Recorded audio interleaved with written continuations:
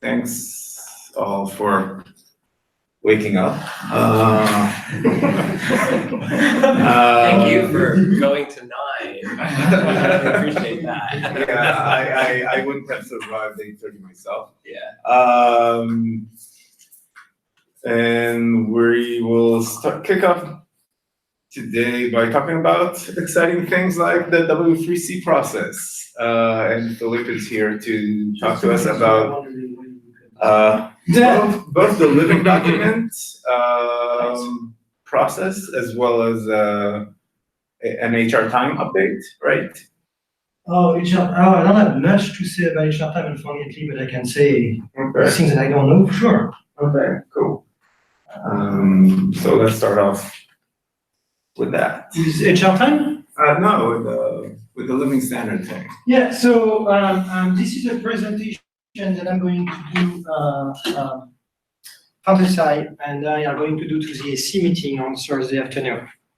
So there is a consensus that we need to have some mode of living standards in the consortium. The reason is because the current recommendation track, as we know it, is kind of like broken. And it's really hard to, when a technology keeps evolving all the time, to publish a recommendation, and here taking a point in time where we say everything in this document is stable and has been implemented, and here are all the proof and everything like that. Bug fixing has been difficult, and the whole transition request with the director and so on, and also very burdensome as well. Even if for you guys, you've been kind of like hidden from that for many years because we took care of that for you in the background.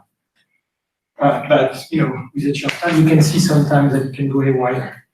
Another major problem has been patent commitments. You only get full specification patent commitments set in stone when you reach recommendation.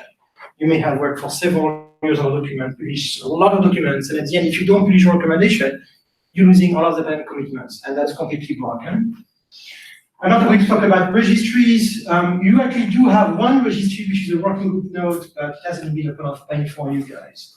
Earlier in the year, we came up with an MOU between WebPerfWG and W3C, in which we've been, there are some ideas in that MOU that we've been looking to apply further. Use cases are various for you guys. It's basically maintenance, continuous enhancement, and rapid development. That's what has been in your mind. Motivating examples, WebPerf is actually number 4 on that list. It's not in specific orders, but you get the picture. So the goal is we want to allow continuous development, simplify the maintenance, secure the commitments early, reduce all kind of overhead that W3C has, but still, and this is an important thing to say, we want to continue the wide review commitment that we have for our specification. Meaning W3C should not endorse a specification that did not receive a wide review. And that's a pretty strong feeling that we want to keep. The AB resolves that we need to address the problem on an accelerated basis. So the hope is to actually have this as part of process 2020. The several approach have been worked on within the community group, the process community group. Earlier on in the year, we were working on an experimental track. For those of you who are familiar with that, it was called, it is called actually still evergreen. I am not going to talk a lot about it today, unless you guys say, tell us more about it, because the rest that you talked about is not really interesting for us.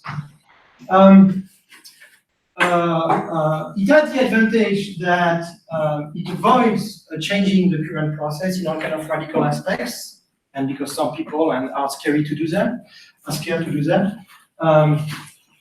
and whatever change we do in that alternate track could be backported into the main track late in the future version of the process. However, there is another kind of thought, which is the red track is broken. You guys should fix it. And nowadays, I would say this is so far the general direction that we've been going, and we're going to try to get the support from the AC on that part. So the proposal as it has been done is it's a set of package. So it's not one single proposal, is a set of modification we would like to apply to the recommendation track. You don't have to apply all of them, but ideally we would apply all of them. But if we get resistant within the AC, we will have to wait on some of them. The first one is, of course, updating the current policy. Everyone wants to do that. The reason why we were reluctant to do that was because every single attempt to change those kind of documents could take years. The last time the WFC wanted to change its document license, it took us 3 years to get approval by the AC. So that's why we are like, if you propose that as an alternative track, people are going to be more comfortable having a new patent policy for the alternative track rather than changing the one from the right track. But basically, the principle is still the same, getting a commitment as early as possible. So basically, the basic idea is right here, which is we want to get a full specification commitment at the end of each call for exclusion, whenever those happens. Is there a time period that folks have in mind for the exclusion periods? Like, is that 6 months? I'll come back to that. But that's the general idea. Every time we send a call, so we do send call for exclusion today. When you guys publish a first big working draft and update your candidate recommendation substantially, we issue a new call for exclusion. And your lawyers have a certain amount of time to disclose anything that they don't want to put on the royalty-free terms. But as I said earlier, at the end of that period, all you get is assurance that if the document becomes a recommendation, then it will be royalty-free. Well, the idea is like, no, by the end of the call for exclusion, you will have that insurance. Meaning, like, if you're an early implementer, for example, and you implement the first pre-correction draft, after 150 days, whatever you implemented is actually royalty-free. So the key question here, we were reluctant to change that early in the year, but the AB kind of like commits us that no, it's really worth a shot to change the plan policy overall. And there is currently an ongoing plan policy poll happening at the AC level. We've been encouraging the AC to answer it. If you did not answer it and you are an AC rep, and some of you are, please make sure to provide your feedback on that, because it's important. Right now, the overall idea is to do that at CR time, meaning we send those calls for exclusion at CR, and I'll come back to that to be more precise. But there is a pending question, which you can quite see over here, because yeah, you can just move the mouse on that computer over there, and that will change your. Yeah, just move it to the side and it'll go away. Almost on the way, and then actually. You worry about the bottom. Yeah, there you go. Yeah. And here you can. Here. Yeah. Okay. All right. So in the proposal that you're going to see, the idea is to do that CR and come back to that. But it's kind of like, well, if we can do that during CRs, why not do that during working draft as well? So what does that mean to do that on working? Like, it makes sense to do that on working draft, but not on every commit. All that stuff. I'm holding it. Yeah.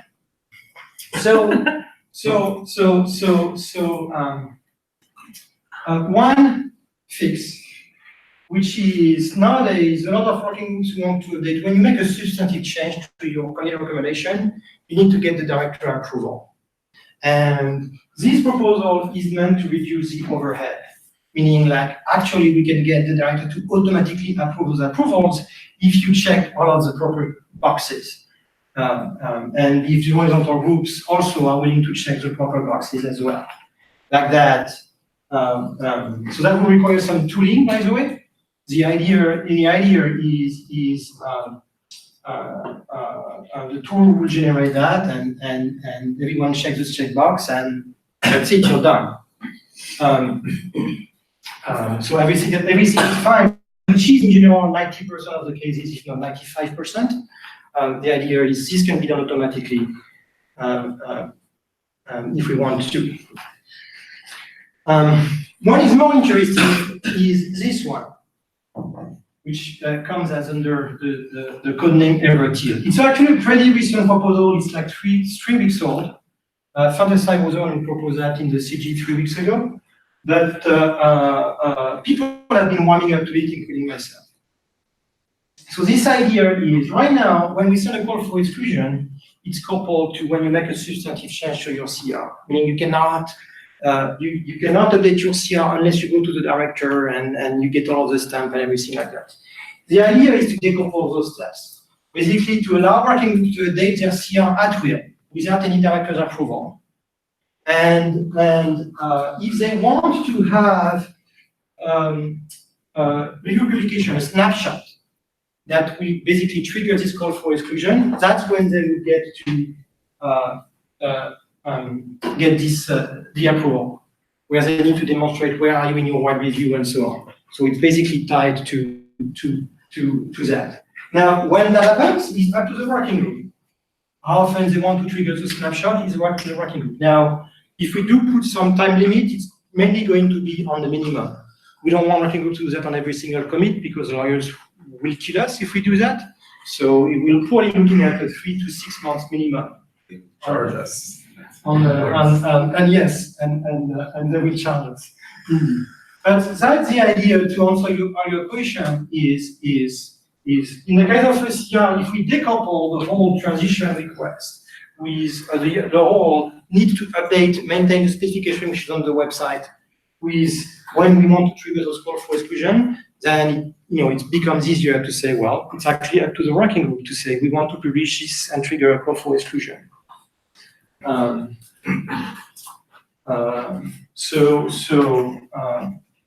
In this mode, for working groups who is not interested in moving to recommendation ever, and there are some working groups that are like that, you can stay in CR forever if you want to, because you'll get the patent commitments, you still have some requirements for wide review, because if you want to trigger your patent commitments, you need to demonstrate where you are in that, but you don't have to demonstrate implementation. Because it's only a CR, you don't need to have tests, you don't need to have implementation to publish a CR or to update a CR. It's only at the end when you want to propose recommendation. So some groups would basically be interested in staying in CR forever.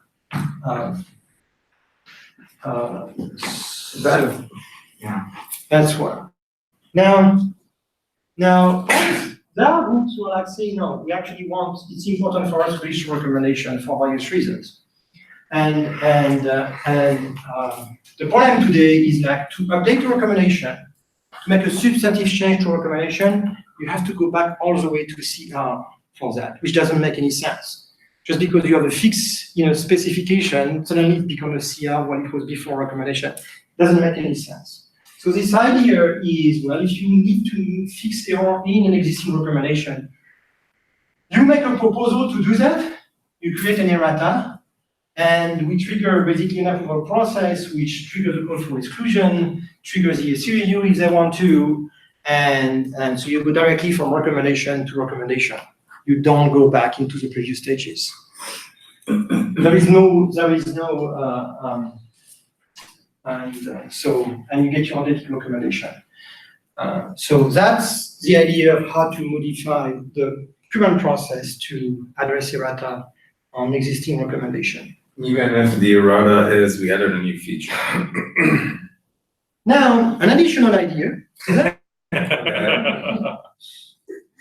you're still trying to get ahead of me. Now, an additional idea to that is, well, what if we want to add a new feature? And well, we can apply the same thing as well, which is, well, if you want to put a new feature, you then make a proposal. And this time it's to propose additions. And again, you can go from recommendation to recommendation with this new feature. And one of the ideas is also as well as not everything which is part of this document necessarily has to be at a rec stage. You may put a notation to say, well, actually this part is not right here.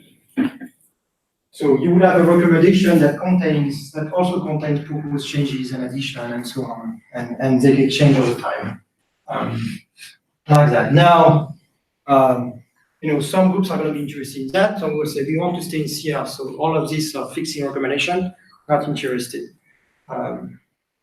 Which path you would take, it would be up to you, assuming all of those proposals gets added into the process. Registry, not that interesting for you guys. It's not really a problem. I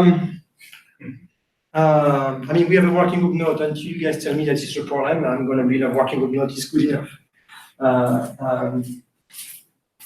You can always update your working group note whenever you want to, and it doesn't require actually director's approval to do that. So in terms of those proposal impacts, easier to maintain the existing recommendation. We don't have those gaps between editor's draft and what's published on the website in /TR, because if you can update your CR at all times, then it's always up to sync. If you're automatic publishing, and you secure the plan commitment much earlier than REC. I'm going to skip the impact on legal and DAC. Impact on horizontal group, it doesn't really change the nature of how they do horizontal review today. And they've been talking about how to approach that. The risk here is that if you send, for example, a lot of call for proposal to change, you may overload them. And what's costly for an horizontal group is to switch context. They can't look at your document every single week. So we may have to put, again, a minimum time limit. How often can you update your recommendation? And therefore request that all of the horizontal groups will look at your change. Will there be a maximum? So if your draft changed, like had a substantial change, what's the longest time that it can go without a horizontal review? Like, is that it could be forever, as long as you don't want the panel commitments on it or anything like that. Okay. It could be forever. So it is coupled with so panel commitments as well. Yeah. So basically every 6 months. Yeah. You want. And if you're modifying a REC, you need to address the wide review comments. If you're updating a CR for the purpose of triggering a call for exclusion, you need to prove that you asked for wide review. But remember that updating a CR doesn't mean that you resolve all of your issues. So there is a difference between the wide review doing CR, the requirement for wide review doing CR, and then going beyond that. The benefits for implementers and users is, the hope is that we can actually maintain what's on the website as close as possible to the editor's draft, if not to be the editor's draft itself. Not much difference. So like if you take a spec like the manifest spec maintained by Marcos, there is no editor's draft for the manifest spec because he continuously updates the working draft on the website. So it doesn't need a working draft. And if you are an early implementer, then you get your pattern commitments for your early implementation as well. Even if the feature gets removed later on and you still implement that draft, you still have the pattern commitments. They don't get removed later on. Additional track, a few words on that. Main reason at this point of the alternative track is if the AC is basically too reluctant to change the pattern policy for the recommendation track, and that is willing to do so as an experimentation in an alternative track. And the other reason is the working groups who do want to do living standards don't think that fixing the rack track is good enough for them. The drawback of having this rack track is this alternate track is that it's more confusing because there are more WCC status for documents and different meanings. And it's not, and I don't mean by that document status are actually pretty clear for the outside community anyway. The other drawback was the way that we approach horizontal reviews and wide review in that alternate track. We reverted on its head how it was done. Today, you as a working group, you have to demonstrate that you did a wide review and bring those proofs to the director. In the alternative track proposal, the idea was like, no, you don't have to demonstrate that anymore. In fact, the horizontal groups have 180 days to do their wide review on it.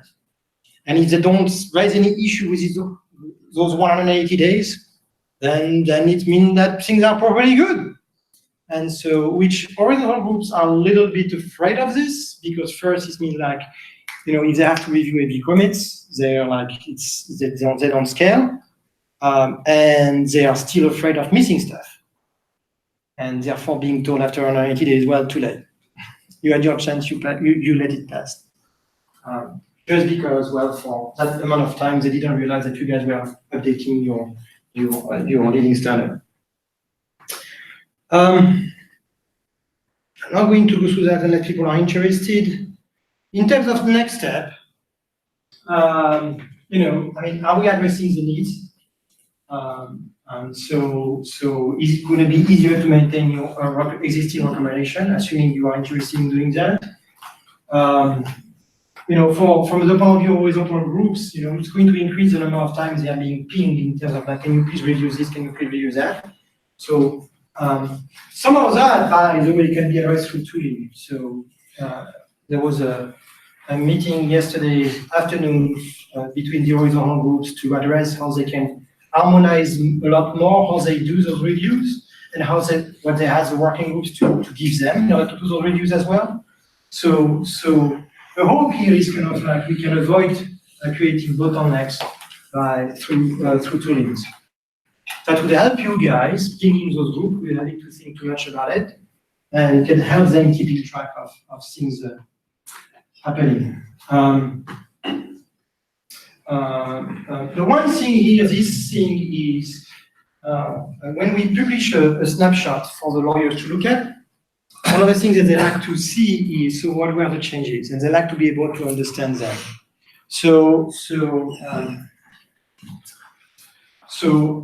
It means that you need to document your substantive changes.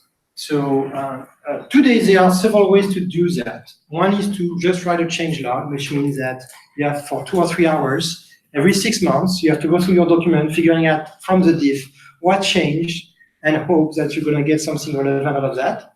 And you may miss some stuff. Another method which Marcos and Dominic have been using in the web payment working group is to annotate their commits on GitHub. They say basically, if a change is substantive, if a commit contains a substantive change, they put the keyword substantive in front of it. So that you could imagine that after 6 months, all you have to do is this set of commits. They are still, from the horizontal groups, they are still a little bit uncomfortable with that because reviewing commits is not very easy for them. They still like to provide to see a summary of what those changes are. But from an editor's perspective, if you know the set of substantive changes that was done to the spec, knowing that you do your pull request with squash and merge, so you don't have hundreds of substantive changes commits, it might take less time to provide this short summary, which could be just what's inside the commit log, if it's good enough. A good example of what people would like to see is look at the CSS document, like the CSS flexbox, what Fantasy has been doing over there. Working groups and the director appreciate a lot those kind of change log. They're not long. And there are techniques to help having to spend 3 hours to write those when needed, and the lawyers would appreciate having those summary. And I guess that's it. I mean, the rest is going to be question for the AC that we're going to ask on Thursday, and trying to steer them to approve those changing the plan policy and doing those 4 set of changes, assuming that working groups are interested in those. That's it. Yeah, I don't have any more slides, so you cannot get ahead of me. So thank you for that overview. That was extremely helpful because I've seen I want to say hundreds of emails passing by with those different proposals, Yes. but I only seen the notification for them. So Want to this- change mine as well? sure. Okay, good, but, Yeah. So I probably need to study this more closely to fully understand the implications of each one of the proposals. My personal gut feeling is that the CR update proposal seems like a good recipe to write fiction, but not necessarily a good recipe to write standards that represent what implementations are actually doing and make sure that they're well testable, tested.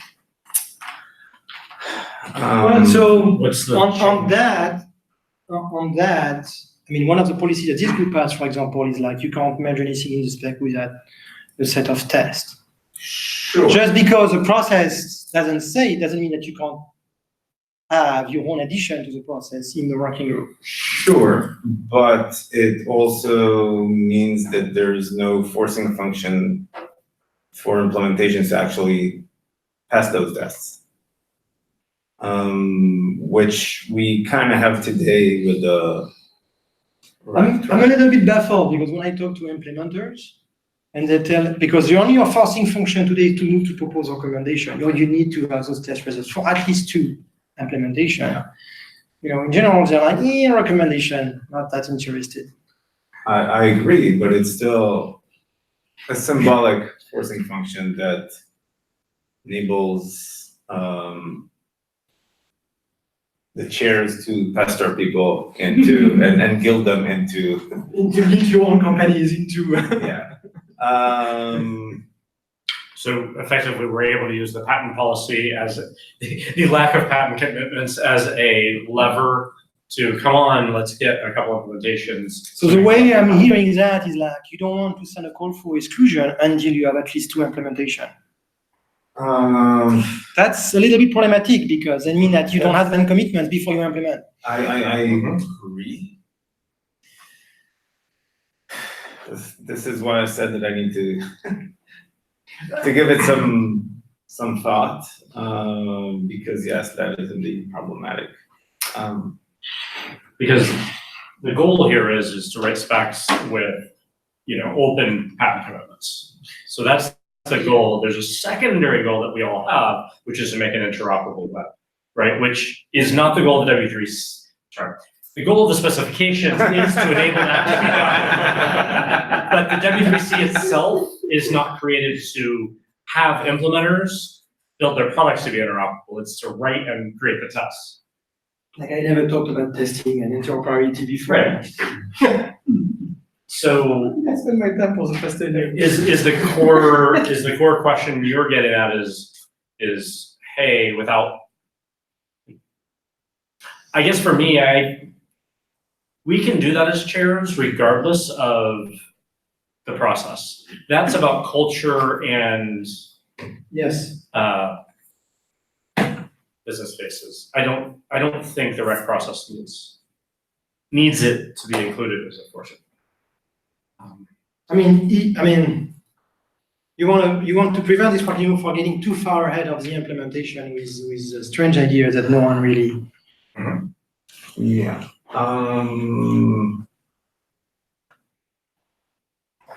Is there a place that has is there a URL with the patent policy and patent policy, proposed patent policy changes somewhere? Is there a place to do a deep dive? No. Those things have been quite in flux. Okay. There has been a patent policy proposal which was written with Evergreen in mind, which was not anchored in the changing the reg track. Okay. But the idea is that it could be transposed into that. There is no process draft that contains all of those proposed changes. Okay. Like I said, like one other proposal, which is actually quite interesting, was proposed only 3 weeks ago. So so in the way that you want document owners to do substantive changes in their stuff, there's no actual reciprocity here. from the Well, legal side? We Because that would be appreciated. again, it's kind of like, we're still testing the ground. There was a process written with Evergreen in mind. There was a process written with Blue in mind, but not process written with Everblue plus Everteal in mind. So, yet, Okay. since you ask. Just kidding. But yes, that would be assuming that we get like general support for the direction, that would be the next step. Okay, now let's write those bits down so that people can actually see exactly what the wording is. I mean, one question, for example, that I already got was, well, if we keep about working groups staying in CR forever to have a living standard, is CR the proper word for that? We didn't go into backshading yet. And some people will say, well, the problem is like CR would still be associated with your process, but we didn't go there yet. You could just call it continuous review. There you go. There you go. That would be one way to do it. What are the timelines for the AC survey? So this survey is about the ban policy specifically. Oh, so it's not about And finally, I which think proposal? It's not the whole proposal yet. Okay. It's about the ban policy. If that survey fails, then a lot of the That's the ideas case. are going to fall apart. Now, if that survey succeeds, it means that those ideas stays in play. And the problem is like, this is a question which is phrased right now. This is a question that more or less we're going to ask them on Thursday, and that three quarters of the room won't be able to answer because they're going to be like you. They're like, we have to think about this. Yeah, because there are many moving parts in that machinery. Yes. So that's the thing. But if overall they're like, looks interesting, tell me more, then we can do the draft, the actual writing exactly what the process would look like for people to review. We're looking in terms of timeline, it's not before February or March 2020 at best that we're looking at here, because first is like we have to agree on the wording, then there is an AC vote on it.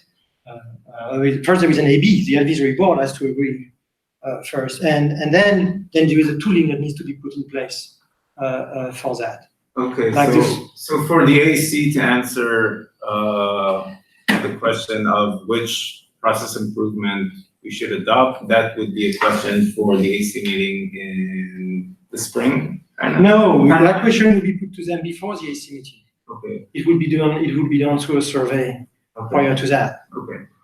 Today, it's mainly our hope is to have the conversation. So Evergreen was presented, the alternative track was presented to them back in May in Quebec City, and there was some mixed feeling about it. Yes. One was big, mixed feeling, because first, like, the whole naming is gonna like, you call that what? Evergreen implementation is too confusing and stuff like that. And plus, it's kind of like alternative track is also confusing as well. So we're not going to go into the details of Evergreen with the AC, more in the other one. But if they tell us, yes, that looks interesting, but tell me more, then we can. As a reminder, the AC doesn't make decisions during AC meetings. The decisions are made asynchronously. Okay. Cool. Thank you. And the AB meets every 2 months, so that's going to stay on the agenda of the AB until this gets resolved. And actually, they have a face-to-face every 2 or 3 months. They meet every 2 weeks. Just in case you wanted to join the AB. Thank you. Okay. All right. Any question? Any questions? Maybe folks in the room who are also AC reps? Or Just a question of the process in general. So when going from CR to rec, you get an AC review. Yes, And so if you just stay in CR forever, we no longer be doing AC review. correct. What does the AC review provide much value at this point? Rarely. in 99% of the case, it's a simple stamp. There are some cases that could be quite controversial, like a certain specification done by the HTML media extension working group. So that's why I say really. Basically, when the AC review goes haywire, it could go badly haywire indeed. But it rarely does. So no, the only extra value beyond CR is, oh, you validated your implementations and your test. Yeah. For some definition of validating, because you can't imagine that the director is looking at every single, reading the entire specification to make sure you tested everything. And and for some working groups, publishing a recommendation has a marketing value, which is not necessarily negligible. Like for example, when we published a WebAuthn recommendation earlier this year, it allowed us to actually spread the word. Start using passwords, switch to WebAuthn. And so for you guys, the marketing value is not as necessary. I was talking with Marcos yesterday about having a V1 for payment request. Having recommendation behind payment request V1, not that interesting because there is less marketing value in the future version. But on V1, on the other hand, it's very interesting to switch the web to a new payment system. I can make a PR announcement. Yes. Are we looking at the developer view of all this? Well, as I said, to avoid developer confusion when they look at drafts versus stuff that's already implemented, is that not that the situation today is great in that respect, So but when you maybe it can also. when you clarify, when you say developer, you mean implementers? or web developers. Web developers in general. That want to see what does the feature do, and then they go to the spec, and some of it is implemented, some of it isn't. The spec status today doesn't mean a whole, doesn't have implication on that. Another thing that Max Smith has been working on is to be able to, so as you know, he's been working with WebPerfWG to put markers on the HTML spec and the DOM spec. And the idea is to replicate that into our specification as well. Okay, I wasn't aware of that. So, and that has nothing to do with the process. Yeah. We don't need a process to allow us to put markers in our specification. So evergreen, Markers for tests or markers for, sorry. or whatever you want, Yeah. including implementation status. Right. So and in fact, Respect today supports that. Yep. So that could be a good. but that's another thing that you don't need to change the process to do that. Yeah. You just need the tooling. Yeah, and you need basically next to every piece of functionality, you have the test score for each implementation, and that would be a good name and shaming fact, So Respect, for example, we support both linking to the test, and once you have that link, you can make a lot more inference, and also linking to implementation status. And you could also imagine that then it would show a little grid of, all the browsers and their pass counts on that sub feature or something. Yeah. You could imagine that type of data showing. Yeah. Yeah, that even coming out of the browser compatibility data. And that's the thinking. But that's separate from process. Yeah. That's separate from process. That's something which is currently being worked on. Yeah, but it's separate from process, but we can say that this, if today the process gives us some forcing function to actually get tests in place and pass them, this will provide that forcing function alternatively to the process, enabling us to decouple it from the process. So we don't have to worry about tests as part of the process, or we have to worry less. I have to admit that I'm very skeptical about having a forcing function. In my experience, every time I go to browser vendors and I say, can you please implement that? They're looking at me, it's like, sure, maybe one day.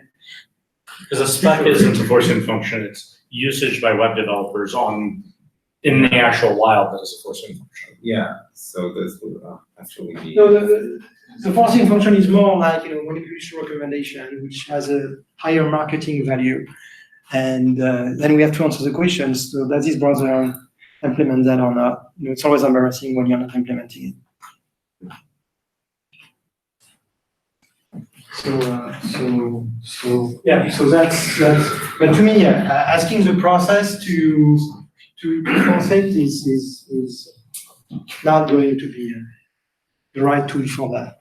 But putting markers into specification, making sure that you have the test and so on, that is a lot more helpful. Yeah, And visible and we'll tell developers where things actually are. yes, now if you're going to talk to the web platform types, they're going to say if you try to interpret the result from WPT, good luck with that.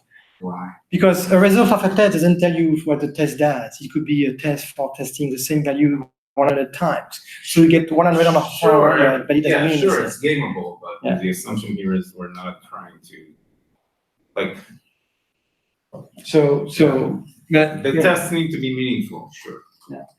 Because we've got 4 topics in an hour, Yeah. coming up.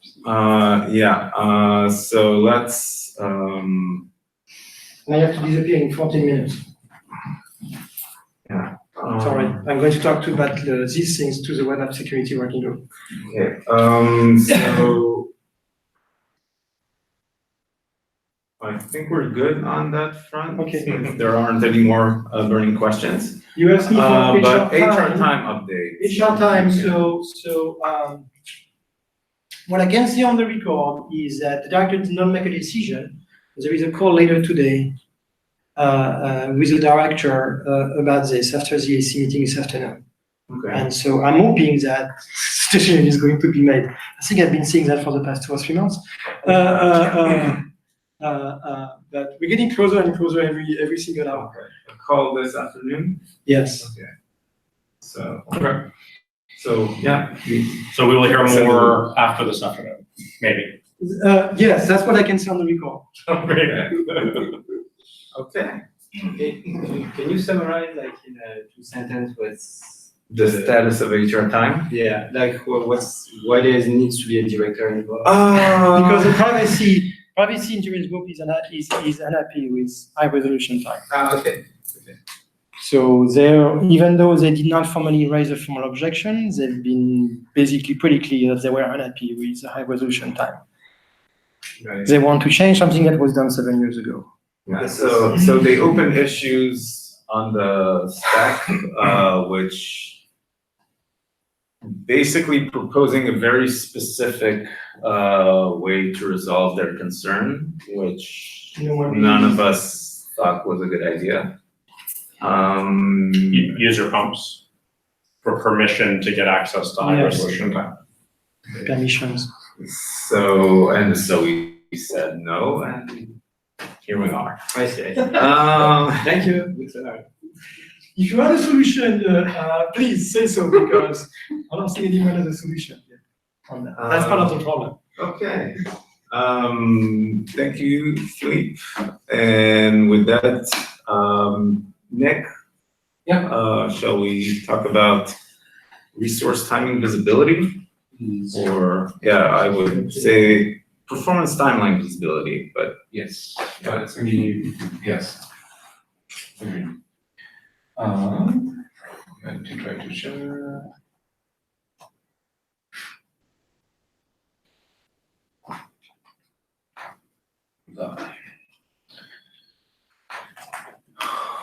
Okay, so we at Akamai gather a lot of resource timing data today. And through looking at the data in aggregate and on our own and from our customers, there's just a series of things that I think would be helpful as far as exposing a little more data, getting a little better visibility, what I'm calling visibility into the data. And a lot of it's around just ways that you can't get resource timing data today, and it's creating some blind spots. So to kind of illustrate this, developer tools that you would open up when you're on your dev machine to look at a page. That's not what you would get from resource timing. So for a couple of reasons, cross-origin resources have their timing and size data protected by timing allow origin HTTP. So if you do have a cross-origin resource, you can opt into exposing timing information and size data. Cross-origin iframes hide all of the resources that they fetch. This is particularly important in scenarios like ads. If your ad is, if you're loading an ad on your page, you're likely not seeing what's actually loaded by the ad. And then some asset types like video are just very inconsistent with how the UAs actually report videos in resource timing. And some scenarios like DNS, TCP, and 404s and 500 level responses aren't always included in resource timing either. And then finally, this is in the process of being fixed, but the default buffer size for resource timing used to be 150 entries. And in many cases that wasn't large enough by default for some sites. We recently changed the proposed default buffer size to 250 instead, so that'll help with that. But the combination of all of this is kind of makes it so when you're looking at resource timing data in general, when we're on one of our customers' websites and we're gathering all the resource timing information that we can, it can be misleading. So we're not actually able to present in my opinion, the correct answer of what resources are you loading, how big are those resources, what is the overall page weight, and stuff like that. So some of these questions that a lot of our customers ask us or want to answer based on data, we can't really give them a truthful answer. So things like, are there any JavaScript libraries that are really affecting my page because they're loading a bunch of other resources? How many resources are my ads are fetching? What is the cost of social widgets? What's my overall page weight? Most pages cannot answer that question truthfully from raw data. And that's very helpful for measuring things over time and stuff like that. So just like a very brief primer again, for cross-origin resources loaded from your main frame. By default, you will not get any detailed timing information or size information. You can opt in on that resource to exposing that data, but with the timing allow origin header, but that's still only about 15% of resources in the wild today. And then if you have iframes, same origin iframes, you can crawl into those iframes to get all the resources that they're fetching. But anything that is a cross-origin iframe, you can't crawl into it, so you can't get any of its resources, so you have zero visibility into cross-origin iframes. And this, as I said before, the visibility effects when you're trying to look at things like ads. So often your ad service, in this case, I think this is an example of Google AdSense, you have some JavaScript or HTML boilerplate that loads, you can see that. It will often load a same origin iframe to do some more work. As long as it's the same origin, you can crawl into it and get that data. But then usually it'll also load a cross-origin iframe that has the majority of the images and videos and stuff like that. So all of the red stuff there, which is about 50% of the data, is missing from resource timing and impossible to get today. So to kind of get a sense of how this affects real-world usage, I crawled the top 1,000 sites Chrome headless, and then compared what essentially the dev tools of Chrome would see compared to what I could access via resource timing. Put them into 3 different buckets. So a full bucket is it has all the timing information and size information because it's the same origin or has timing allow origin on it. Restricted are resources that you can only get the URL and the duration. There's no timing or size information because they don't have TIO. And missing is anything that's loaded in a cross-origin iframe, so completely invisible. And we see over 30% of resources requests on the web for top 1K websites, homepages are completely invisible. Another 46% we can't get any detailed information on. Looking at that by bytes, that's over 50% of bytes. So in general, in the average website, you're really only getting about 50% of the page weight visible to your fetching. You can fetch your resource back. This is kind of a chart of all of the top 10,000 sites and the percentage of resources that are completely missing. So there are some sites that have 100% resources, like home pages like Google.com and stuff like that, where they're serving all of their content without an iframe, with TAO or with TAO. There's a decent amount where they don't have any missing; they just have some restricted information. But there's a lot of websites that have over 50% of their content missing from resource timing, mostly because of ads loaded in cross-origin iframes. And a lot of the content that's missing is just, iframes, video content. According to my crawl, 97% of video bytes are not visible to resource padding. So we're really missing that from looking at the data. And then this is, in the process being fixed a little bit, but the default buffer size that we had for resource padding before was 150 per frame. 14% of sites would exceed 150 resources in the main frame, so not a lot, but a decent amount. And only 15% of those had increased the default buffer size in code. So the other 85% would have dropped resource padding data if we had come in later to try to capture it. And not many people increased the buffer size, so out of the top, 1,000 sites, 85% did not change the buffer size. That's the chart on the right. So, how can we get more data? How can analytics providers try to get more data? So the browser has a couple options, and then sites and third parties have a couple options. So my request from browsers is to be more consistent about the entries that we put into resource padding. So again, there's some scenarios like video where I think Edge was not putting any video fetches into resource padding. Other browsers sometimes put the range requests, sometimes don't. And then many scenarios like DNS TCP and SSL errors. There's a may clause in the spec where you may include them, and Safari and Chrome do not today. 400 level and 500 level responses may be included.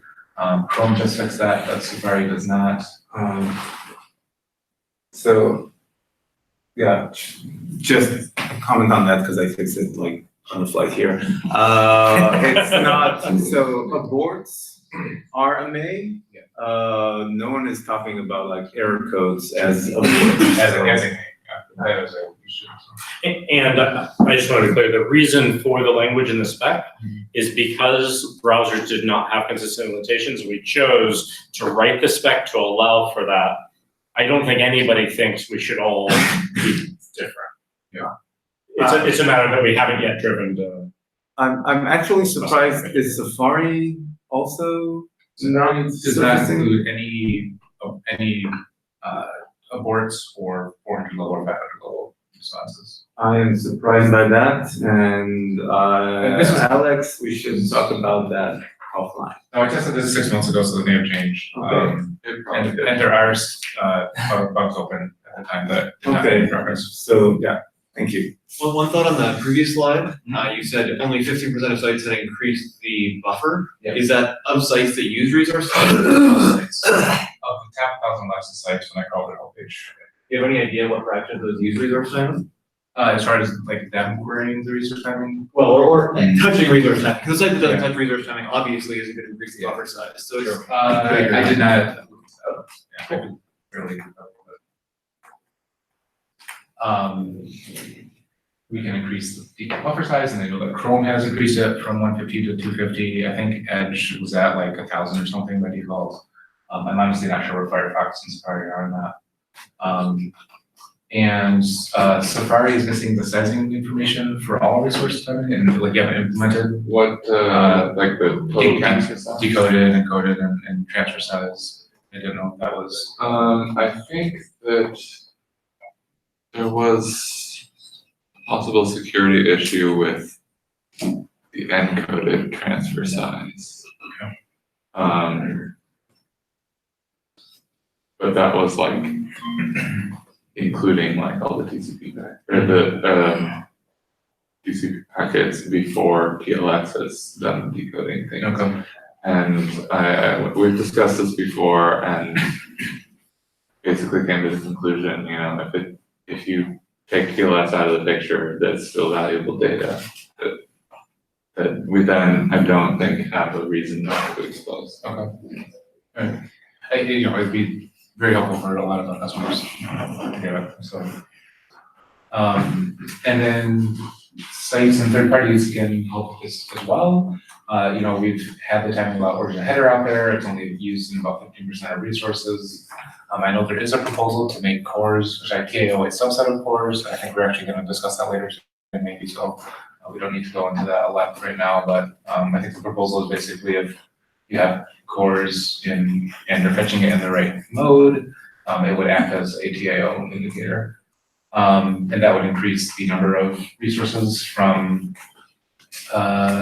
something like 26% had full visibility to 50%. So it'd be a very significant increase. And then the main proposal I wanted to actually talk about today was to allow cross-origin iframes to opt in to sharing their data. And I'll get to that in a moment. Here, I guess here's just another slide on the inconsistency with failures and kind of a document to document what browsers do what. So there are open lines for most of these.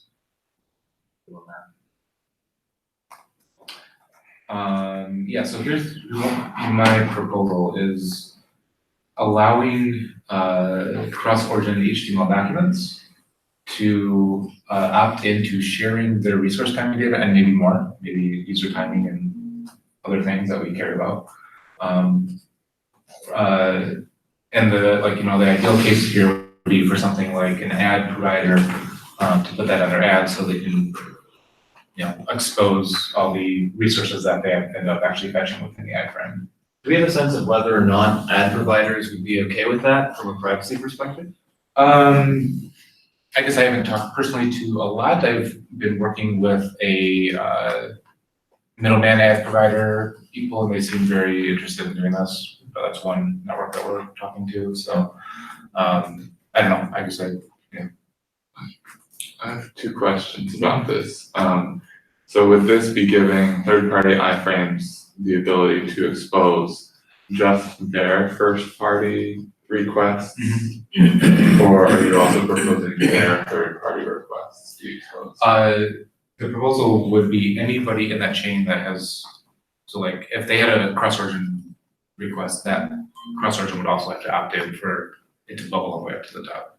Oh, so like if I had a third-party iframe that does third-party requests, that would have to Also opt in. do a TAO header to say both Yes. frames. Okay, we would still follow the standard TAO check, and then for like an iframe, sub-iframe, like those would all have to opt in to be brought up. Yeah, I did that.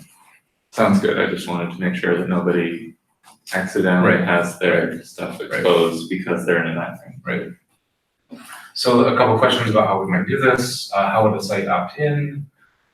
We could reuse the timing allow origin flag on the iframe to indicate this. That would be kind of, exposing more data than is today is probably not ideal. We could do some additional HTTP header, timing allow origin resources or something on the iframe that opts it in, or maybe even feature policy.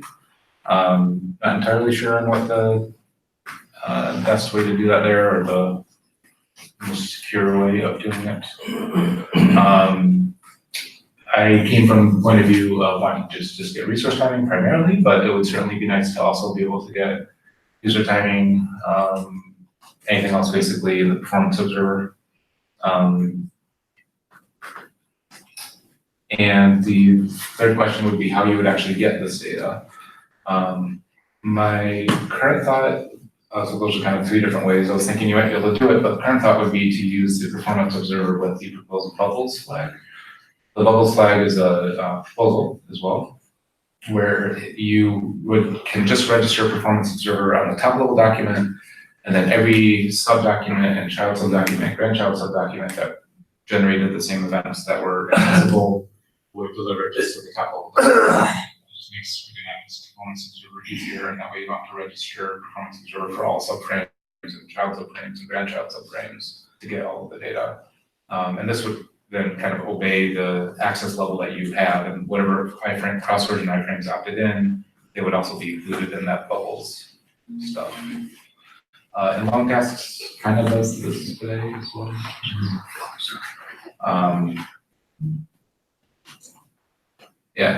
Also.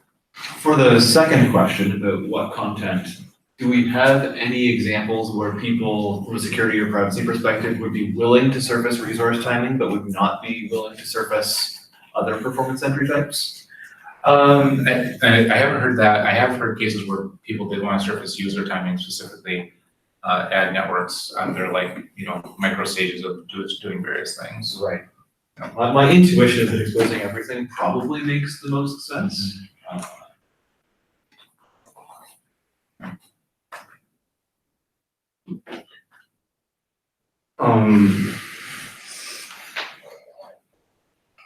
So from an ergonomics perspective, I think having the top level document register a performance observer that bubbles, or I don't know if bubbles is the right word. It feels backwards. Yeah, yeah, yeah. It Absolutely. doesn't bubble. It's Descends. it descends. Descends. But yeah, it sinks. But it feels like a good approach. So the top level origin saying I'm willing to handle other people's events, and then other people saying we're cool with that. And then we need to see if from the opt-in perspective, they need to allow specific entries and see, because there can be cases where people would want to surface user timing entries which are explicit but not everything else. But at the same time, I don't know.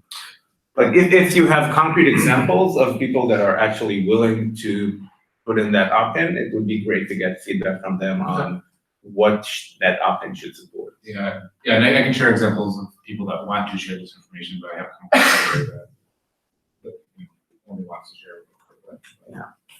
I would assume everybody will share everything until we hear otherwise. It's just keep it simple. And I don't know, cases where you don't want to share everything, you just wouldn't put it on there at all, Yeah, you share that. Yeah. I'd be worried about if there was someone who was willing to share user timing but not resource timing, I'd be worried that at some point they would end up putting some data into user timing that they didn't want to expose. It feels hard to reason with. Yeah. Okay, that's fair. Okay. Cool. So ship it. Do you have an idea for the breakdown? So there's a lot of data at the beginning about the, hidden, missing, but then there was in the middle sort of data about, the presentation kind of skips through a few different segments, but doesn't really tell a story of, and if you fix this, here's what the data would then become. Different kind of opt-in, so we don't know, right? That's the problem. Well, there's the opt-in, which you can't reason about. You have to make up heuristics for. You could reason about it, but you'd have to play some games. That's about the opt-in, but like for the failures missing, well, that's a thing that can be reasoned about. Yeah, and I have some, I have a big blog post about this from a year ago. I have some of that information here. Let me re-review it a little bit and see if I can answer that. And I don't need an answer. I was just mostly asking because I'm like, looking at the slides, I'm like, well, that sure looks like shock and awe, but if we do all this work, it might be that we just move the needle this much, and so that's the question I'm asking. Yeah, so if we take a look at these two charts, basically, one example was making core TAO a subset of cores. And that basically covers this, 46% orange element over here. And I think that basically it's over 50% of that would be moved into the full category, for example. So the full category would be up to almost 50%, or even a little more than that. And then, the missing would be, if we can convince 100% of third-party iframes to we get more data there, but. In an ideal world, we'd be able to say, like, if we had the top 5 providers of cross-origin iframes opt-in, what impact would that have? But that's hard. And the big, when I was looking at this data, the big components were ads and social widgets. And honestly, the social widgets would be, there's not a ton of them that are the top popular ones. So I feel like just working with. I am worried that if a social widget exposes this information, it would expose whether or not the user is logged into that service, which they probably don't want to expose. Sure enough, Yeah, or at least shouldn't. probably. Ads, I'm not sure if there would be similar concerns. Well, and also the malicious bank and all the other things that I don't know if they actually have any cores, hopefully they don't, but like. Yeah. I feel like, you know, some of the payment services are gonna have some cores and are not gonna have TAL, I don't know for sure.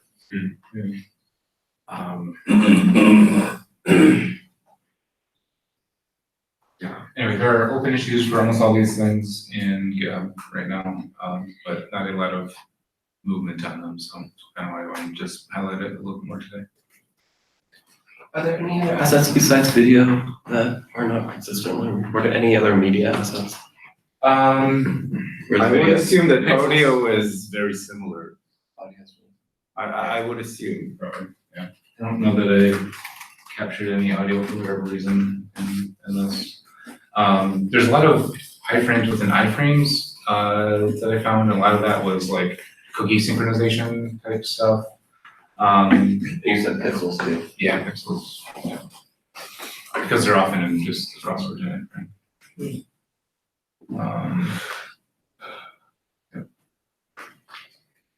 So for the opt-in, what did we say was the preferred approach here? Yeah, I guess we didn't chat about that much, so probably not just reusing time allow origin itself, but either some sort of additional header and or feature policy. I think it was Ilya's proposal. Do we need the site to be able to opt in for specific embedders, or should it be generic? What do you mean for specific embedders? So if like, And this is the third party has to opt in itself, not the site opting in the third party, right? yeah, so the iframe would say, if I'm embedded in this frame, Oh, I see. then, I see. Yeah. Interesting. like or like tower. Well, yeah, the other tower then, yes. I think it should be like that. Yeah, Yeah. that makes sense. Yeah, I think it does.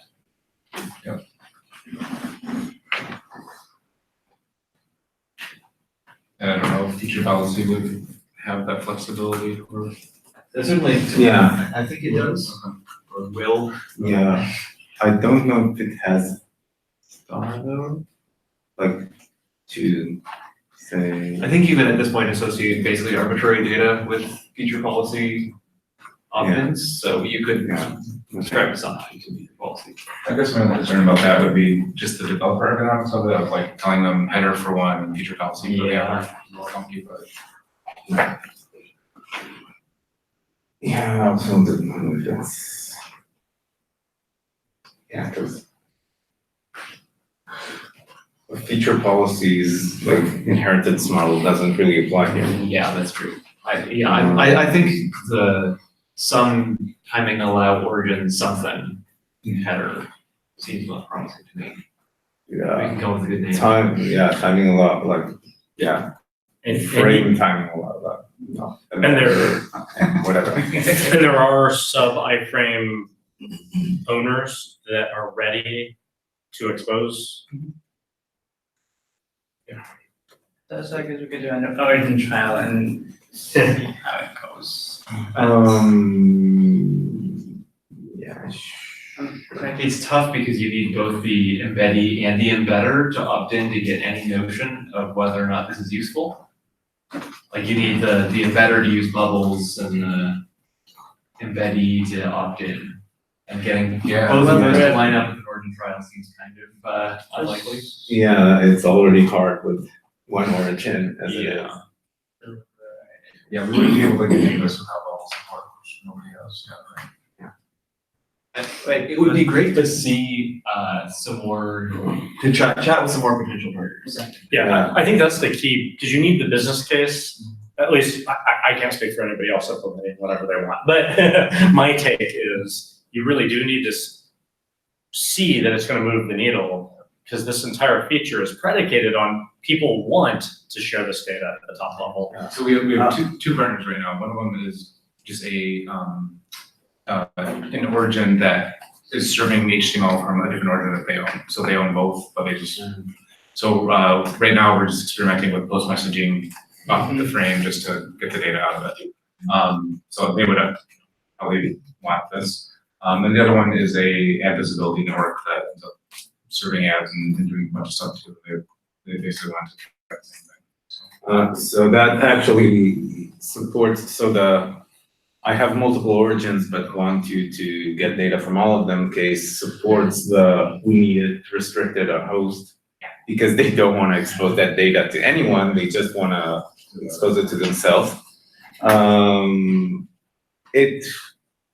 Would it be possible to maybe, like on one of the calls, get those partners on a call and talk to them about their use case, their business case, and also that seems like a good next step, as well as like maybe putting together an explainer, and, shop it around to see if folks outside of this room. Something grander than the GitHub issue right now? Maybe the GitHub issue is sufficient, though, yeah, we can talk about that. I think, sorry. One of the things that would be interesting is with that phone call, having them explain, like you said, there is a way for people to do this now. Yeah. It's messy, but there is a way for them to do it. And so if they really wanted to do it, they would have already been doing it that way. So to hear how this type of proposal would make their lives easier, or would make it more likely that people would do it, would be really interesting, an interesting validation, because otherwise it would be pretty easy to object to this and just say, sorry, it's already doable. This isn't really adding much. I think that argument applies just as well to all of user timing, though. It's just solving the collaboration problem. I agree. I'm just saying, before we expand it any further, it would be nice to hear from someone concrete who's saying, yeah, we did this way that we could have done it, but boy, was it hard, and this makes it easier, and. Yeah, you need to get all of your potential Run Analytics vendors on board with using the same format if you're an ad. I don't disagree. It's hard. I just would like to hear somebody say that. As a user, I mean, we can hypothesize that that's the case. I can work on that. Definitely think that like getting accurate page weights and detailed resource timing is one of the things that this group could do that would be most useful for web developers. Yeah. For sure. And increase. Yeah, their and performance. like honestly, like we show a lot of this data, but like there's a big star next to it, which is it's what we can see, and then we have to just send them to this generous blog post about why they can't see all their data and how to fix it, kind of, but not really. Yeah. So it's we don't like being misleading in some ways, or we have to spend extra time to make it work. But there's a lot of people hiding behind. Yes. And there is, And that's annoying. Yeah. Do developers today get much value from the existing resource timing data? Yeah, I mean, a lot of our customers look at the breakdown between different assets types, and when they're using some of our CDN features, they can see the image size go up or down, and helps validate that. And they're watching, just for a particular page group, number of JavaScripts that were added to make sure. So there's all sorts of things that people are looking at and working on today. JavaScript bytes are really, Yeah. are really key. Yeah. For a lot of people. So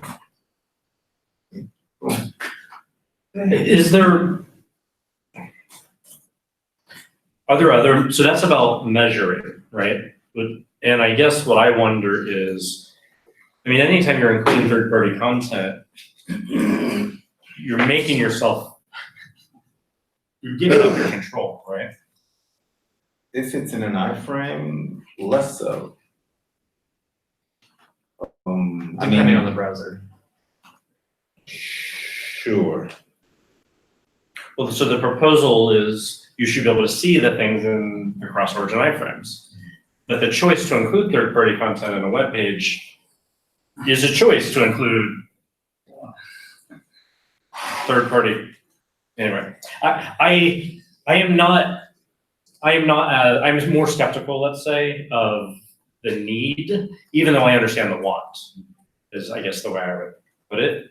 And where I was spinning towards was, I wonder if the negative things that happen could be mitigated in other ways by but there's really no easy way. There's something like, hey, can you make the networking of that limited? Because it's, I own the top level content, so can I throttle or can I do things? There's a bunch of that feature help policy mitigate, right, proposals. Yeah. feature in policy that type vein. things. That seems orthogonal to the measurement question. It seems like a relevant question, but I don't see why one should block the other unless you say, I want to prevent people from including cross-origin iframes, in which case they will include in context cross-origin scripts, which they probably already do in order to create those cross-origin iframes, but that's not like, I'm not sure that this will lead us to a safer web. Like, in a sense, you want to encourage people, you want to make cross-origin iframes easier in order to avoid people including cross-origin scripts in their document. And by including a cross-origin iframe, I, as a first-party site, so if a cross-origin site chooses to expose this information, great. I guess it will be good to expose, and for the sites that do choose to expose, if that happens, I think the same owned to origins is a much more likely scenario, based upon various conversations I've had. I think even if this is built, It's unclear to me what the incentive is for the ad provider to provide this data to the embedder. Okay. Yeah, and I know that Paul Roy was looking into a lot of ad-related things for MSN and getting visibility into them. And they were, at the time, I guess, holding them accountable and requiring that they be held accountable for their sizes and stuff like that in order to be served up from various properties. So there are some large companies that can hold the carrot out for that kind of stuff, but, you know. yeah, but they did it in the technique was there's an ID attached to every ad, and using that ID, it's possible then to then serve a specific ad, and then you can measure in a lab the sizes of content in a lab explicitly. So it's using the fact that you can measure in the lab the data. It's not using the real world ad data. So, yeah, large publishers can incentivize optimal performance for some of their networks if they have enough. Yeah. It's fine. I actually think it's great if this moves the needle forward. I'm just not optimistic about it. So, yeah, for the sake of time, we have about 20 minutes till the break. Stefan, do you want to talk about isFramePending? Sure.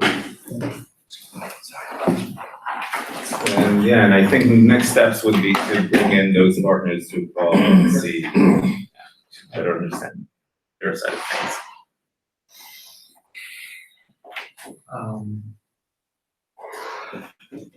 Should I assume that people are familiar with it, or should Do a brief Okay, you have slides? I don't have slides, but I can put the explainer up. Yeah, the explainer would be great.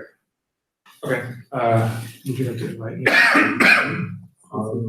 It's on the document. Yeah, you can chat me the explainer and I'll share it.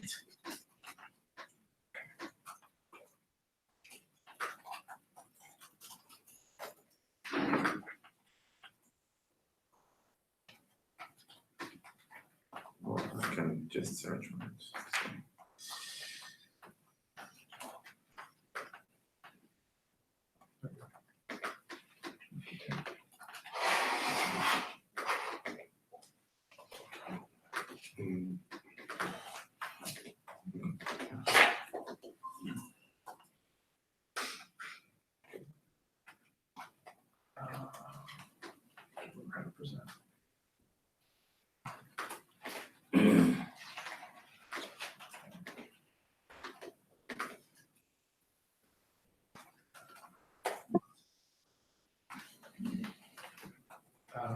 Or, yeah, if you're, yeah,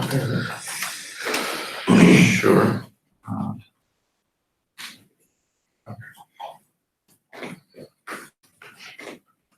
Okay, I'll just leave I think the sample code might be most useful.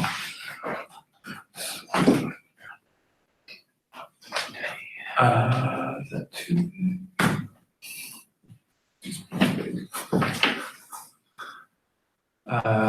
Okay, so the idea here is that, we have for years, Chrome encouraged developers to follow a Rails model.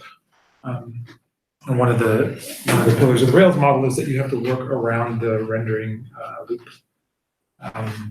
So we ask developers to break their JavaScript code up into small chunks so that they can yield back to the browser's event loop frequently, so that when the browser knows that it has to refresh the rendering, it can do that in between your JavaScript work. With modern frameworks, there's a lot of, I would say, sort of sophisticated web apps, they don't want to be yielding back to the browser's main loop so frequently for a variety of reasons. Some of them are just straight up performance related. Some of them have to do with control over the scheduling of work. They would like to implement more of the scheduling logic in JavaScript rather than yielding back to the browser at all times. So there's some interest in having information available to a currently running JavaScript task about the state of the system. I wasn't here yesterday, but I guess there was a discussion with isFramePending. So this is really very similar, but it is instead of letting the code know when there's an input event pending, this is letting the code know when the browser would like to do a rendering update. And the motivation is to avoid causing the browser to miss a rendering deadline, which will cause visual jank or missed frames. So I would say that ergonomics are really very similar to isInputPending. You can spin on isFramePending in a for loop, and eventually, if the rendering is dirty, it will flip to true. Yeah, that's the basics of it. There are a few. Well, I'll first say that there are some of the bigger frameworks and some sophisticated large apps that have expressed a lot of interest in having this. They like to use it. There are some issues to be hashed out.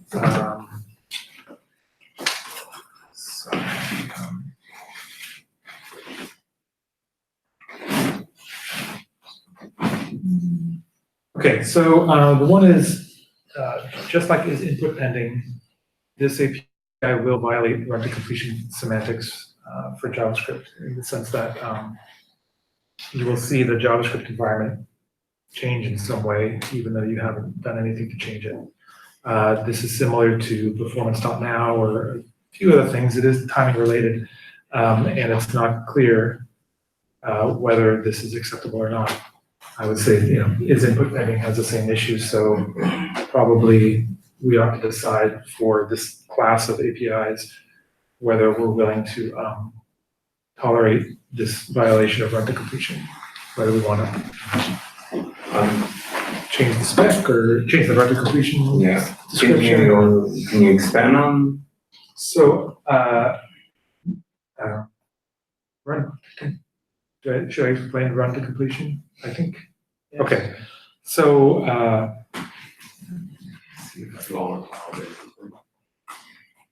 actually disagree with this interpretation of run to completion. Okay. As it's been noted in the tag. So yeah.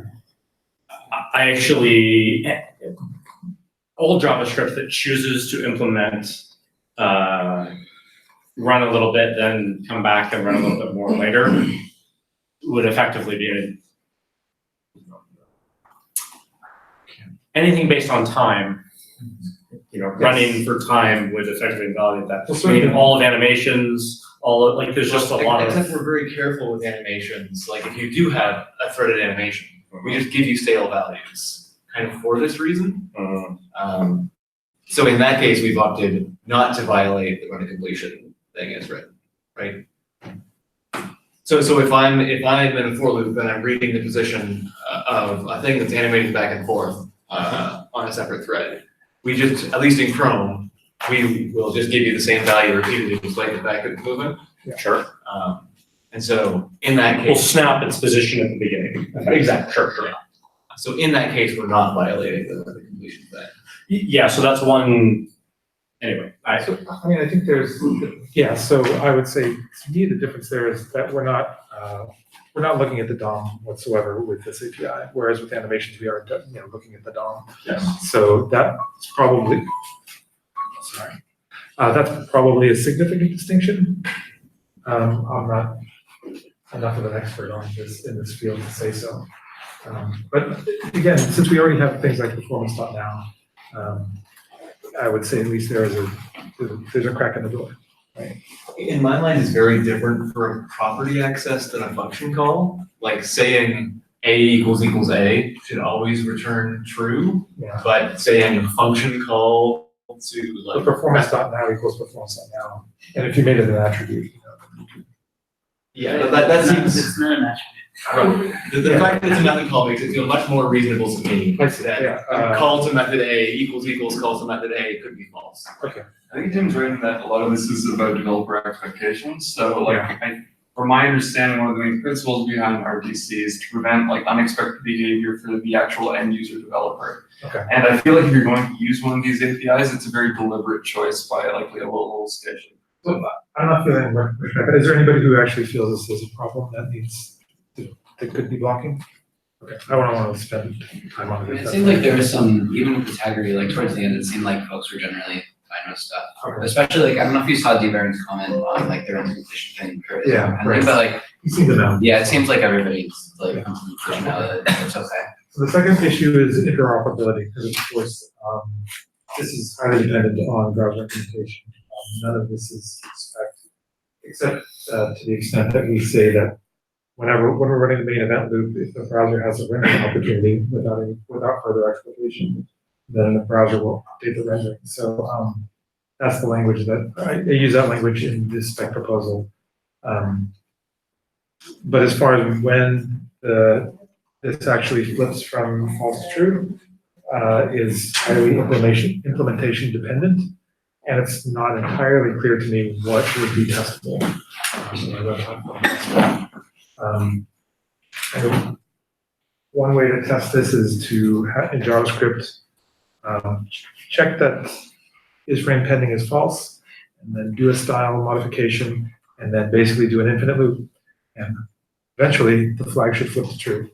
And if it runs to forever and never flips, you failed the test. But that seems like not a very practical way to write a web platform test. I've had issues before with writing web platform tests where the frame rate of the testing infrastructure was highly variable. So yeah, so there are definitely some questions there about how to test this and whether there are any interoperability behavioral issues that could be problematic. In terms of specification, it feels like this should start returning true at the same time as your wrap handlers, if they existed, would start executing. Is that correct? Yeah, I think if, well, so I had initially proposed one way to test this, which is to say, as soon as you detect this is true, if you yield back to the browser, the next JavaScript test that runs must be a wrap handler. However, we may decide to prioritize input. So we could say, well, the next task must be import or a wrap handler, but now I don't really like the direction it's going. So, Yeah, so how is graph specified? Like, how? well, so the key thing is that from wrap through rendering, you never yield back to the browser, the event loop. It's just part of the update the render steps, isn't it? Yes. Right, so there's no opportunity for the browser's scheduling logic to insert some other JavaScript in there. So you can say that as soon as you get to a wrap callback, like if isFramePending turns true and then you yield and the next JavaScript that runs is a wrap handler, that is victory. Like you can declare that is you succeed, API has succeeded. And you can try and sort of fuzz it out by doing a bunch of set timeouts or a bunch of post messages, or try to find some way to detect a situation where the browser is doing it wrong and scheduling something in front of RAF. But it's like trying to do a proof by negation, which, yeah, so. You can't prove it completely. All you can do is sort of best effort and try to set timeout, try to post message and say, yep, good enough. When it flipped, it ran RAF next and it did run those other things. So that's not perfection, but. I don't think that's the right model. So yeah, is isFramePending could flip to true. The browser will then schedule the RAF at the next vsync or whatever, which might be like up to 60 milliseconds away. We can run timers in, like a zero delay timer can fly before that, and that's fine. So, for this, all this means in our implementation, this would mean is that we have scheduled the update the rendering step. But that's going to fire sometime in the future when we think we're going to match vsync. Does this API indicate when rendering was dirtied? sorry. That's not the goal. I want to say that That's my understanding. I think what you're describing of how you would implement it is not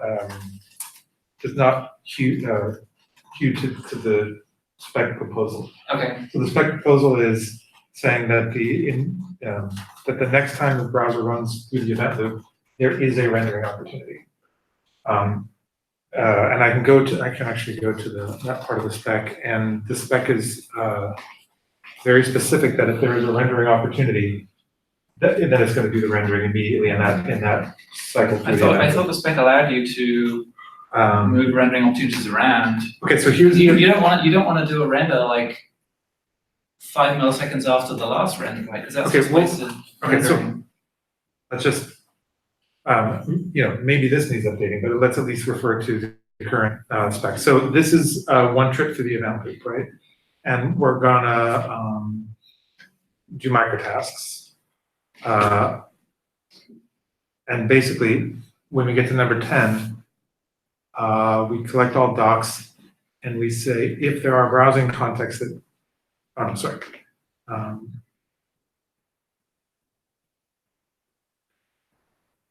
Oh yeah. I mean, there's a big note there that the In any spec does event. not mandate any technical for updating rendering opportunities.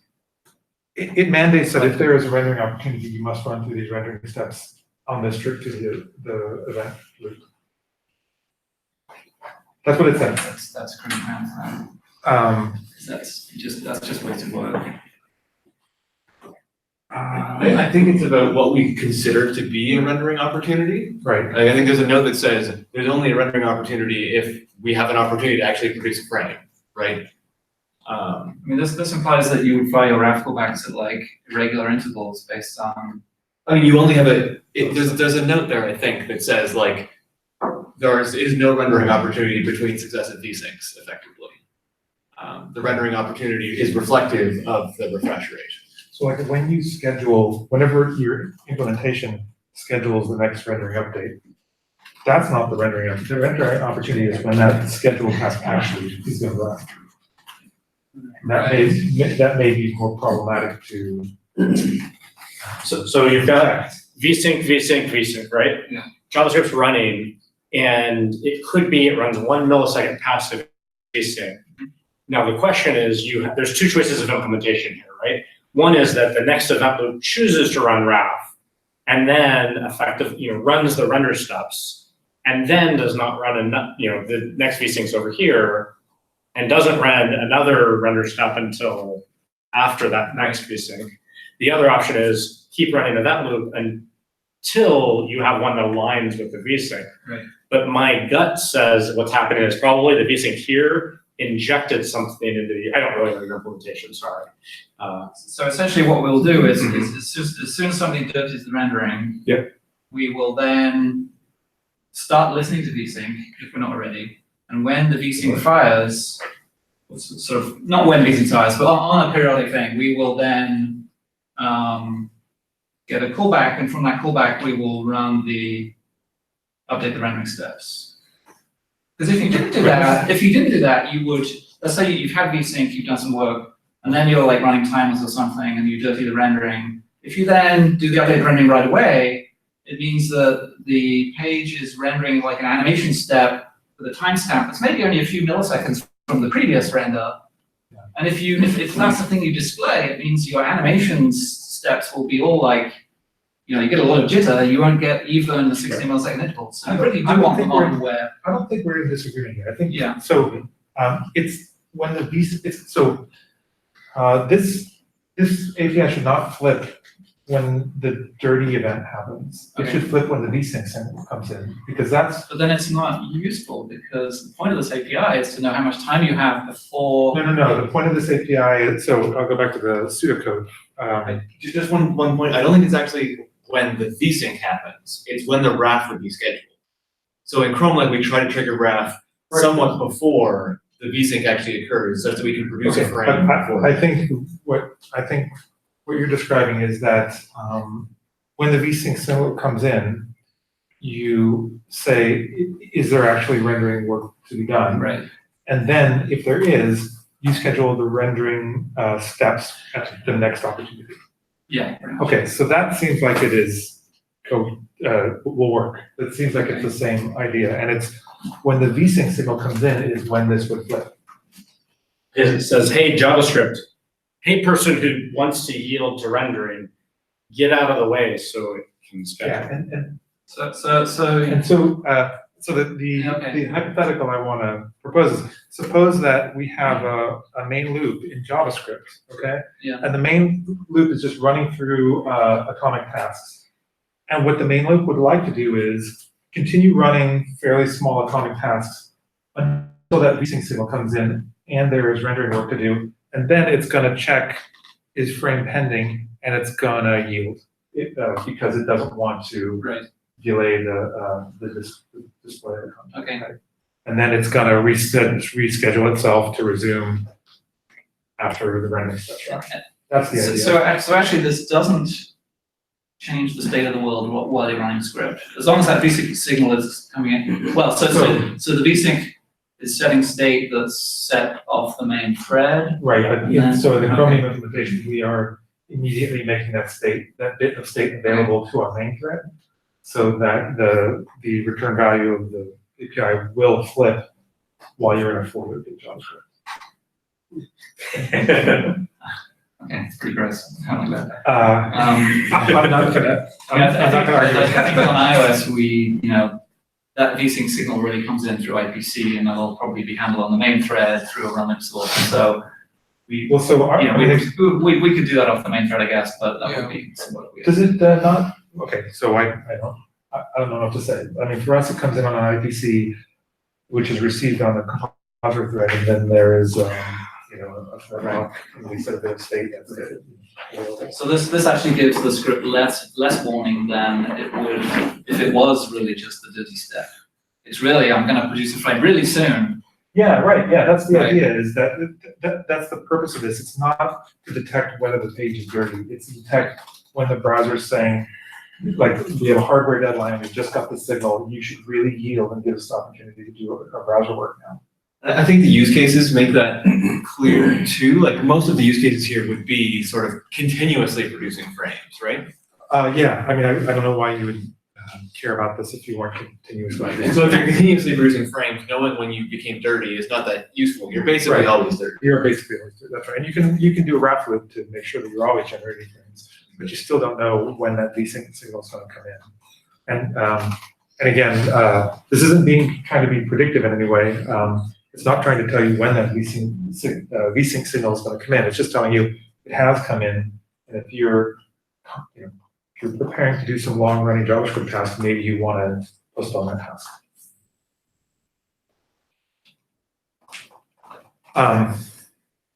Now's the time to display the next digit of pi that you've calculated. Yeah. Okay, so moving on to issues a little bit. So this does actually tell you if the rendering is dirty.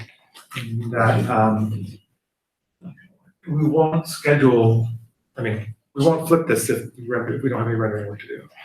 So doesn't that trivially let you look at visited links and things about cross-referencing and process iframes? No, well, at least not in Chromium, because in Chromium, if you set the href attribute on an anchor, you schedule a frame regardless. Right. And I think we probably do that for attributes and other things too, where we just don't know it's going to have an effect. So we defensively always schedule a frame. So it's always going to. This part concerns me too, because there are many, many code paths that will end up dirtying rendering, and those are the kinds of code paths that you have to make optimizations to, because you like eliminate repaints you don't need, and you and so it feels to me like it would be really easy to make mistakes that allow pages to detect visited link state, stuff like that. So this, and I think this is the first time that this sort of engine state is exposed through JavaScript API, which worries me. So ignoring visited links for a moment, if you look at the cross-origin, same process iframe case, it will expose whether or not that cross-origin iframe is producing frames. I think. Yeah, so that's my number 4, which is that this will probably allow you to detect process isolation. But not even that, it'll let you know if a cross-origin iframe is producing frames, which I don't think you should be able to know. Yes. Well, so again, in Chrome, it will not tell you if a if a process isolated iframe is producing frames. Process isolated, but yeah, and yes, if you're not process isolated, then yeah, you can tell when a cross-origin iframe is producing frames. And that's per the current proposal. Right. Theoretically, there's an alternative proposal, which is probably ugly because you really do want to know about when you want to paint, but it would be just about when is a render steps able to run rather than about are you going to render? Yeah, I think that runs into problems on browsers that don't know when they're going to next have a vsync. Right. So on some, speaking only for the Chrome implementation, on some platforms, our vsync is just basically a clock timer. Yep. Where we don't try to match hardware vsync. But on some platforms, you tell the system, I need a frame, and then the system comes back and says, okay, here's a vsync. And that's when the signal comes in. So if we're not asking the OS for a frame, then we have to get the signal back, and this can't support it. So, and we wouldn't want to change that. Like we wouldn't want to keep asking for frames even when we don't need them, because that would be a performance killer. Or a battery killer. So yes, so it is problematic on mobile primarily. And I'm not sure about Windows actually, but Windows might have the same problem. Well, if I was writing code that I wanted to back off when a render step may happen, this API could still solve that scenario. Yeah, the question is whether on timers or on vsync.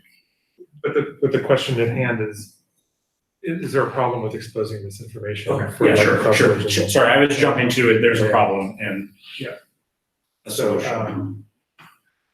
Right. So detectability of dirty rendering, I would say, is definitely an open question right now. Probably the most significant one. I didn't quite follow your proposed solution.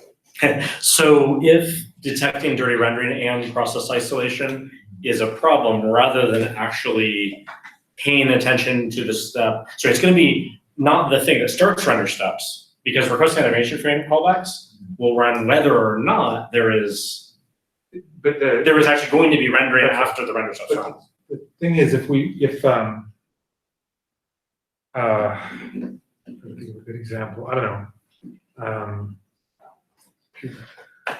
But basically, if you're in a RAF loop, then yeah, we'll always be scheduling frames, and you will kill the battery of the device that you're running on.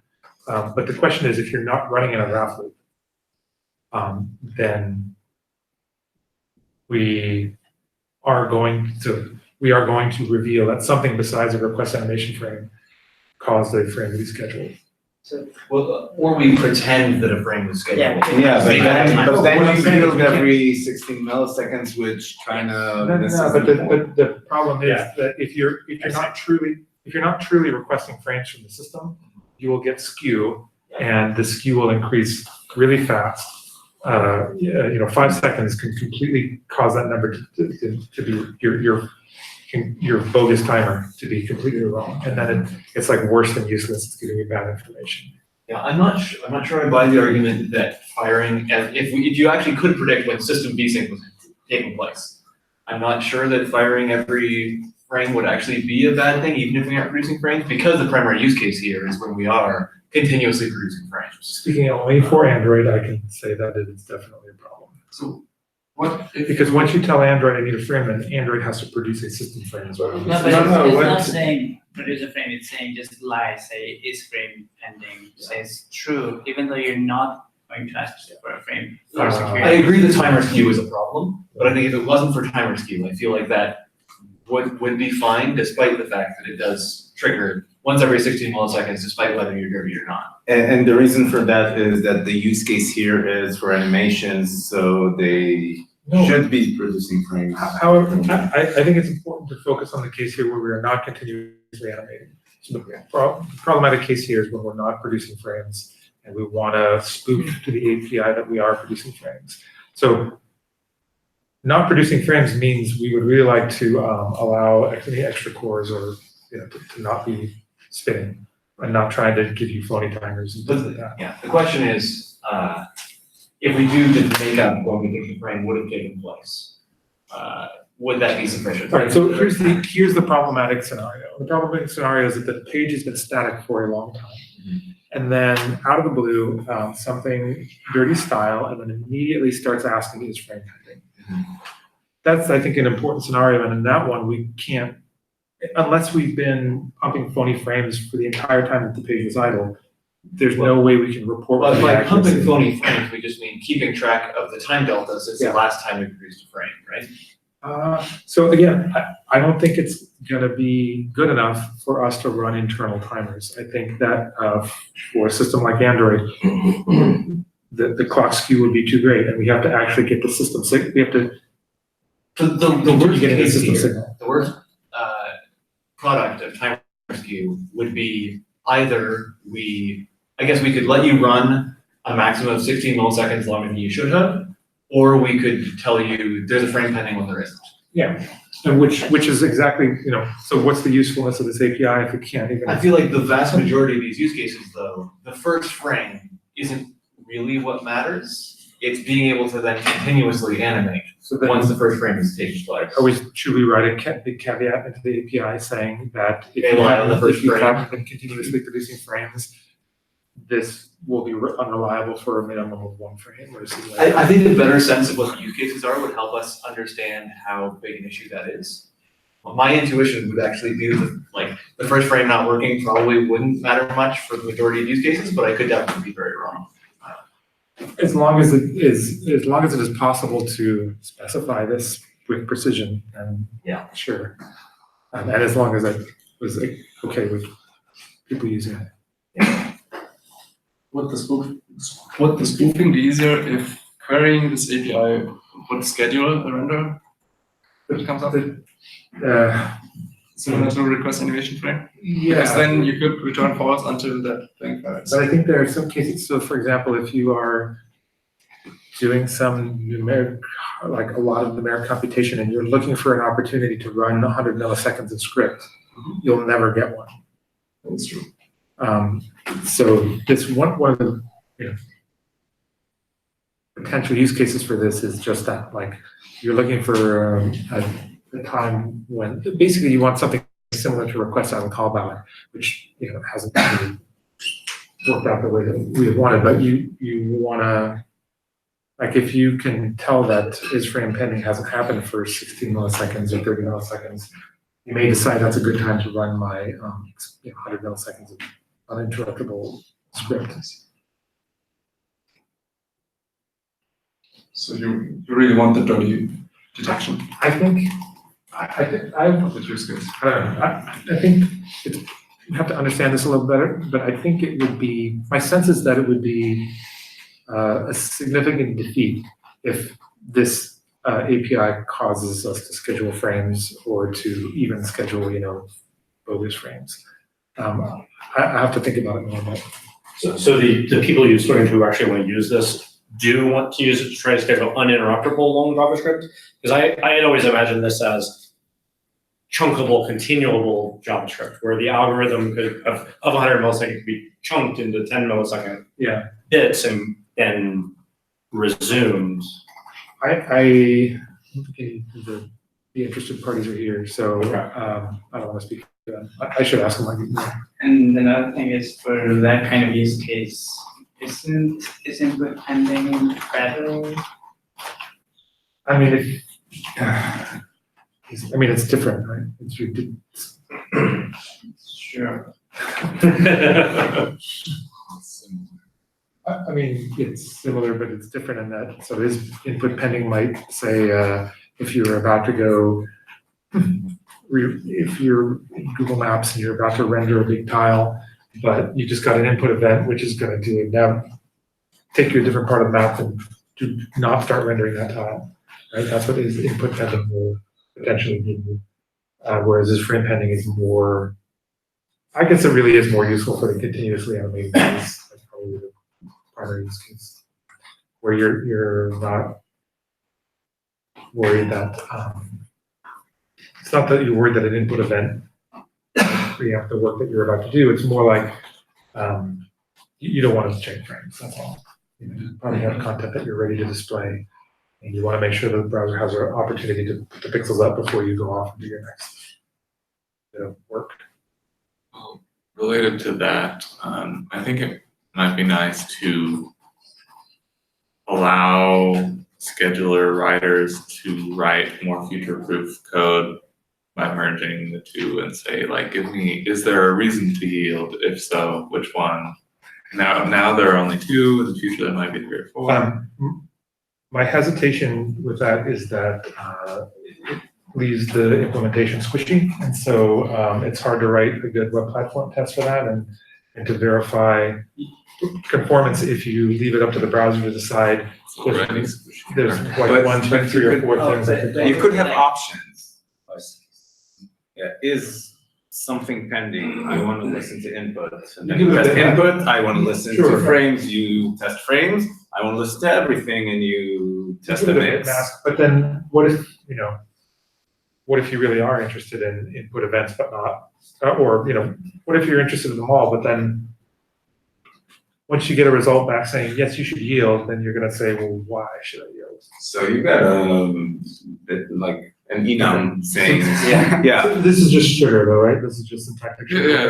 Yeah, but it's also so I would say expandability. There's there's some people at Google who are working on a sort of larger, fully featured scheduling API. My goal in some of this work has been to provide a small set of atomics that could hopefully allow that the bigger JavaScript scheduling API to be polyfill. And so I just want to make sure that we have a minimal set of primitives that give you all of the information that would be built on. So however it comes out. Regardless of the API shape, we want to determine what the primitive should and shouldn't be. Right. Yeah.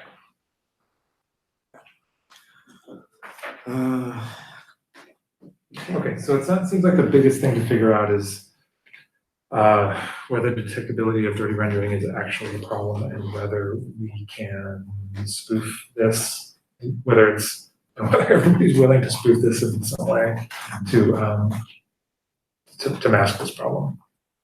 Do we have a use cases document? I think getting a nice clear list of what some of the concrete use cases are would make it much easier. Okay, yeah, I mean, so the pseudocode is based on what we heard from outside vendors, but I can see if there's something they can do to flesh it out a little more. Yeah, and explain what they want to do, not just like how they want to do it. Well, so like if you think of a fully featured framework, then they really do want to have control over scheduling. They want to have much finer controls over task scheduling in JavaScript. Beyond that, maybe that use case document is just a pointer to the stuff that Scott presented to the group at the face-to-face, or maybe not. Like I don't. Yeah. Okay. All right. But yeah, just a pointer to a description of the different use cases that people want to achieve. Sure. Are there any prototype implementations of this? No, this is, I haven't even landed this in the code in Chromium yet. Because I think it would be probably quite easy if somebody had a prototype implementation to show before and after, like, look, this sucks, this can be made so much better. Yeah. And that would be quite compelling. I sent out an intent, on the Chromium dev mailing list. I don't think I got the LGTMs yet, so I'll probably We will intend need to. LTMs to implement. To implement. Or experiment. Oh, yeah. Because of,